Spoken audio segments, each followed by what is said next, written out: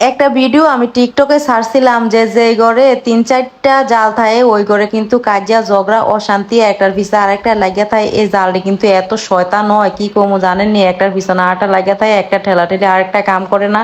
আবার কইব কি এটাই বেশি খাই লাইছে, এটাই বেশি খাই লাইছে, এটা বড় মাছটা খাই লাইছে, এটা খাই লাইছে, মানে এটি লাগিয়ে থাকে। এটা কিন্তু আমার দেখার একটা ইয়া, এটা কিন্তু টিকটকে এত পরিমাণ ভাইরাল হয়েছে। এই জায়গার মধ্যে অনেক আপুরা কমেন্ট করছে যে আপু আমার পিছনে আমরা ফার্স্টটা জাল, আমার পিছনে তারা চারজনে সব সময় লাগিয়া থাকে। এবার রাগ হয়ে কিন্তু আমি বাপের বাড়ি তাই বুঝছি এবার কিন্তু যাইতাম না। এবার কমু জামাইরে যদি আমার আলাদা করে দেয় তাইলে কিন্তু আমি যামু, আর জামার বাড়িতে নাইলে কিন্তু আমি আর যাইতাম না। আরেকটাই কইতাছে জানেননি আপু আমার হরি কিন্তু বঞ্জি আনছে, বঞ্জির লোকের তাল ধরে আমারে এত জ্বালান জ্বালায় কি কইতাম, আমারে পুরা কলজাটাই আমার মানে তেজপাতা কইরা লাইছে। আমি মানে পুরা অশান্তির মধ্যে আছি। আরেকজনে কইতাছে আপু কি কইতাম কন, আমি হইলাম ছোট, মাইসে কয় ছোট বউরে নাকি বেশি আদর করে, আমি দেখি ছোট বউরে আরো বেশি মানে জ্বালায়।